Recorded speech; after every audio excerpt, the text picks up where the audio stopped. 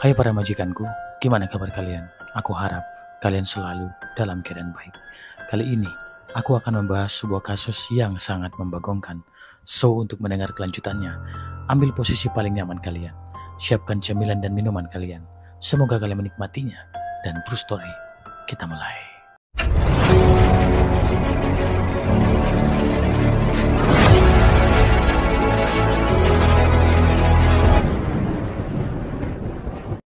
Kali ini kita akan membahas sebuah peristiwa yang datang dari Pulau Bali, destinasi wisata yang terkenal indah dan damai. Namun kali ini diwarnai oleh sebuah kejadian memalukan. Kejadian ini menimpa seorang wisatawan asal Brazil yang sedang berlibur, namun harus mengalami pengalaman buruk akibat ulah seorang oknum pengemudi ojek online. Pelaku dalam cerita ini adalah seorang pria muda bernama Wang Kades Dever, berusia 21 tahun, berasal dari Kabupaten Jember, Jawa Timur. Latar belakang kehidupannya cukup sederhana. Setelah lulus sekolah, ia tidak melanjutkan kuliah dan memilih menghabiskan waktunya di rumah. Hari-harinya diisi dengan makan, tidur, bermain game, dan bermalas-malasan. Kebiasaan ini berlangsung selama beberapa tahun. Memasuki bulan Mei 2023, ia mulai merasa bosan hidup tanpa pekerjaan. Wang Kades pun mencoba mencari kerja dengan mengirimkan lamaran ke beberapa tempat. Namun sayangnya, tidak ada satupun yang membuahkan hasil.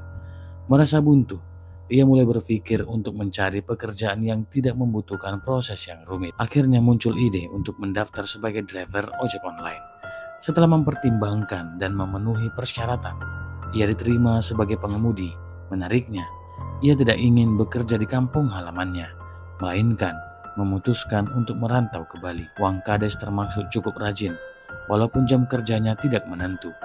Kadang ia berangkat siang, kadang sore, bahkan kadang malam. Penghasilannya memang tidak besar, tetapi cukup untuk memenuhi kebutuhan sehari-hari.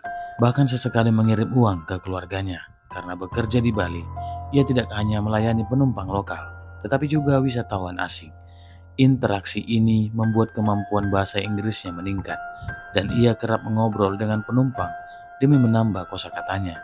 Namun di balik pekerjaannya yang terlihat biasa-biasa saja, tersimpan sifat buruk yang suatu malam akan menjerumuskannya ke dalam musibah besar. Tanggal 7 Agustus 2023, malam hari, suasana di Bali masih ramai. Di sisi lain, seorang perempuan asal Brazil berusia 26 tahun yang akan kita sebut dengan inisial GWL sedang menikmati liburannya.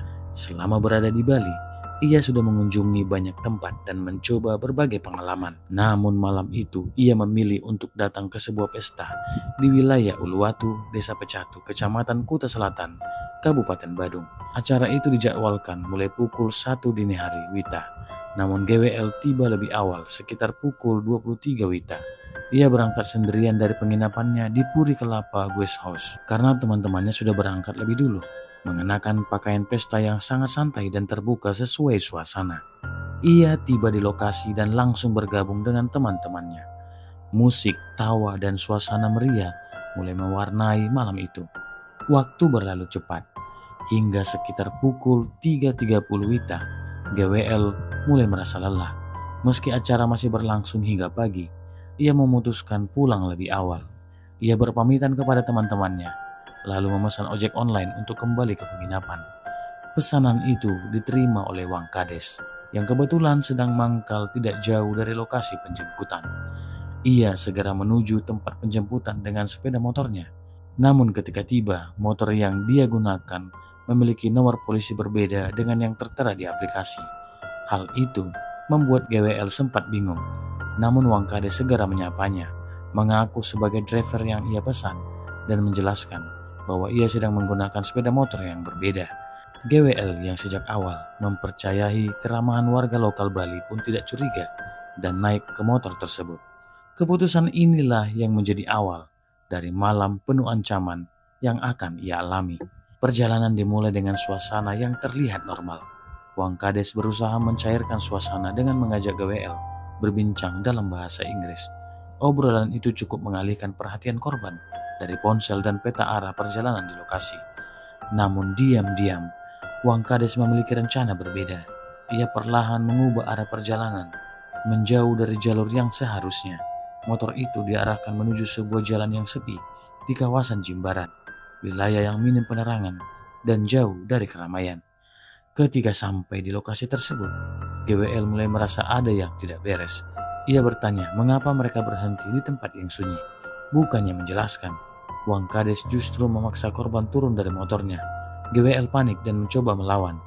Ia bahkan sempat meraih botol kaca dari atasnya untuk melindungi diri, lalu memukulnya ke arah pelaku. Namun usahanya tidak membuahkan hasil. Korban kemudian berusaha berteriak minta tolong, tetapi di tempat itu tidak ada orang yang bisa mendengar. Pelaku mengeluarkan ancaman agar korban tidak melawan. Dalam situasi tertekan dan ketakutan, GWL memilih diam untuk menghindari kemungkinan ada hal-hal yang buruk. Di lokasi itu, peristiwa yang tidak diinginkan pun terjadi. GWL hanya bisa menangis dan berharap semuanya segera berakhir. Setelah pelaku merasa puas, ia menyuruh korban untuk merapikan pakaian dan kembali ke motor. Menjelang akhir perjalanan, Wang Kades tetap mengantar korban mendekati penginapan, tetapi menurunkannya sekitar 100 meter sebelum sampai. Lalu ia pergi meninggalkan korban yang masih gemetar dan ketakutan. Sekitar pukul 5 pagi, GWL akhirnya tiba di penginapannya. Saat itu, teman-temannya baru saja pulang dari pesta. Melihat GWL sedang datang sendirian dengan mata sembab, mereka langsung merasa ada yang tidak beres. Ketika ditanya, GWL menangis dan menceritakan apa yang baru saja dia alami. Teman-temannya terkejut dan marah mendengar cerita itu. Tanpa menunggu lama, mereka melapor ke pihak hotel. Lalu pihak hotel segera membantu menghubungi kepolisian. Tim kepolisian bergerak cepat berdasarkan riwayat pemesanan di aplikasi ojek online. Identitas pelaku langsung diketahui. Polisi juga mengamankan barang bukti dan meminta korban menjalani visum. Hasil pemeriksaan menunjukkan adanya luka akibat kekerasan fisik. Dari penyelidikan, polisi menemukan bahwa Wang Kades telah melarikan diri ke rumah pamannya di Kabupaten Pasuruan. Tim gabungan pun berangkat ke sana. Pada malam hari sekitar pukul 21.30 WIB, Wang Kades berhasil ditangkap tanpa perlawanan. Pelaku kemudian dibawa kembali ke Bali untuk menjalani proses hukum. Dalam persidangan, ia dijerat pasal tentang kekerasan terhadap perempuan dengan ancaman hukuman maksimal 12 tahun penjara. Kasus yang menimpa GWL di Bali ini menjadi pelajaran berharga bagi kita semua. Kepercayaan kepada orang lain memang penting, tetapi kewaspadaan harus selalu menjadi prioritas, apalagi saat berada di tempat asing atau menggunakan jasa transportasi. Bagi para penyedia layanan publik, menjaga etika dan profesionalisme adalah hal mutlak. Satu tindakan buruk tidak hanya merugikan korban, tetapi juga mencoreng citra daerah dan negara di mata dunia.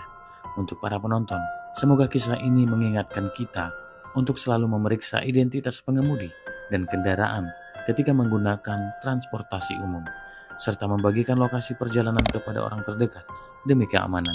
Demikianlah kisah ini para majikanku. Tetaplah waspada dimanapun kalian berada, dan hargailah keselamatan diri serta orang lain. Sampai jumpa di kasus berikutnya. Terima kasih.